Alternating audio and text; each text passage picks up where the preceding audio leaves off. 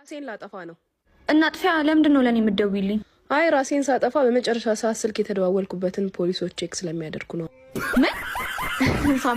ሳምሪ እንዳታረጊው አንቺ። ባይ ባይ። ወይኔ መበላት።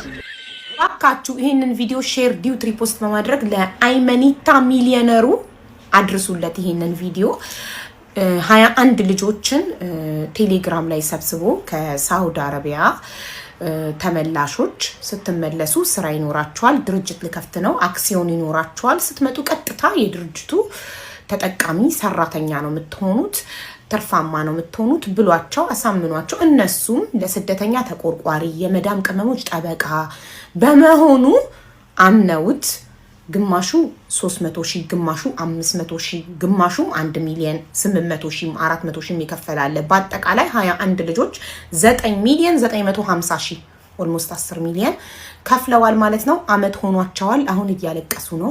አይመኒታ ስልክም እያነሳላቸው አይደለም፣ እየመለሰላቸውም አይደለም፣ የተከፈተም ድርጅት የለም፣ ገንዘባቸውም አልተመለሰላቸውም። እና እነዚህ ልጆች ደግሞ እያንዳንዳቸው ታሪካቸውን ብትሰሙ በጣም ያሳዝናሉ። የቲም ማለት የሙት ልጅ የምታሳድግ እናት አለች፣ ባሏ ሞቶባት ብቻዋን ልጅ የምታሳድግ፣ እንዲሁም በኦፕሬሽን ወልዳ በ3 ወሯ ኦፕሬሽኗ ቁስሏ ሳይደርቅ ልጇን ለማሳደግ አረብ ሀገር አራስ ልጅ ጥላ የተሰደደች እናት አለች። ሁሉም ችግረኛ ናቸው። ያልፍልኛል፣ አገሬ ገብቼ ስራ ይኖረኛል፣ የሰው ሸክም አልሆንም ብለው ነው አምነውት አይመኒታን ገንዘቡን የሰጡት። እና እባክህ አይመኒታ ላይቭ ላይ ዳይሬክት ደወልኩልክ፣ ስፒከር አርጌ አላነሳክም፣ ላንተም ለባለቤትክም ደውያለሁ፣ ዋትስአፕ ላይ መልእክት አስቀምጬ አልመለስክም፣ ላይቭ ላይ በጣም ብዙ ሰው ሼር አድርጎልህ አልመጣህም። ይሄ ቪዲዮ ሲደርስህ ምላሽ ትሰጣለን ብለን እንጠብቃለን። ሁላችንም ፕሊስ የነዚህን ምስኪን ድሆች ገንዘብ እባክህ መልስላቸው። ደረሰኙ የሁላቸውም እጄ ላይ አለ። የ21ዱም ደረሰኝ ያስገቡበት ባንተ ስም ነው ያስገቡት። ሙሉ ስምክ ደግሞ አይመኒታ ያስገቡት በአይመኒታ ቢዝነስ ግሩፕ ብለክ በከፈትከው አካውንት ነው። PLC ይላል። እና እባክህ መሱድ ቭሎግ ፓርት 1 ጧት እንደተለመደው ከእንቅልፌ ተነስቼ የተኛውበትን ሳላነጥፍ እሄዳለሁ። የፋጤ ቁንጥጫ ትዝ ሲለኝ የተኛውበትን ተመልሼ መጥቼ አነጥፍ። ከዛ እንደተለመደው ወደ ተለመደችው ወደ ሞዳት ካሴን እጂ ወደ ጫ በኋላ ከከራይ ጋር እንጫወታለን እንሯሯጣለን። የቤት ኪራይ ስላልከፈልኩ እየሮረጠኝ ነው ጋይስ ድረሱልኝ።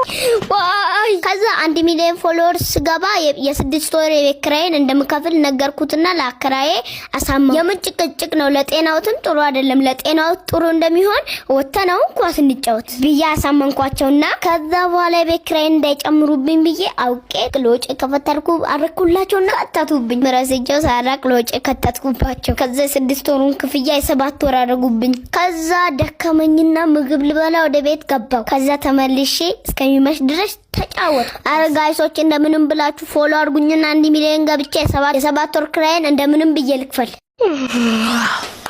ና ይሄ ደግሞ ምንድነው? አቤት ምን ልታዘዝ? ምንድነው? እዚህ አስተናጋጅ ነው? አይ አስተናጋጆቹ እስኪመጡ ድረስ ቁጭ ከምል አስተናግድ ብዬ ነው። ምን ይላል የለበስኩትን አታይም? ጭራሽ ደግሞ ብዙ ጊዜ ስራ ቦታ እያየሁህ አይደለም። አይ ብዙም ይሁን ሰላም አልወድ ነው።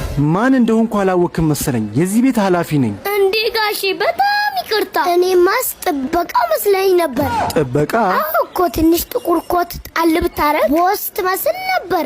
ነገሩ አይደለም ኮት ቤትክ ራሱ መሬት ላይ እንደምትቀመጥ አውቃለሁ። እንዴት አወቅ? ካበራችሁኝም አባሩኝ። እውነታውን ነው የምናገረው። መሬት ላይማስ መቀመጥ የለበትም። እስከ መቼ ነው የምንኖረው? አረቢያ መጅሊስ ግዙ እንጂ። እንደውም በዚህ አጋጣሚ ቤስት አረቢያ መጅሊስ ሙሉ ፓኬጅ አዘጋጅቶሎታል። ልክ እንደዚህ ጥራታቸውን የጠበቁ ሙሉ አረቢያ መጅሊስ ሙሉ አልጋ ከነድሬሱ በተመጣጣኝ ዋጋ ተዘጋጅቶ ወይኔ ወይ መሱድ። አቤት ጋሺ።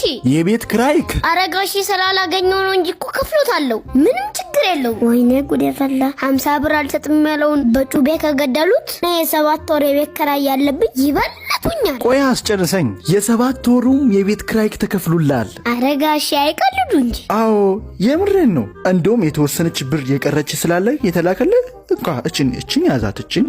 አረ ጋሺ እሺ yes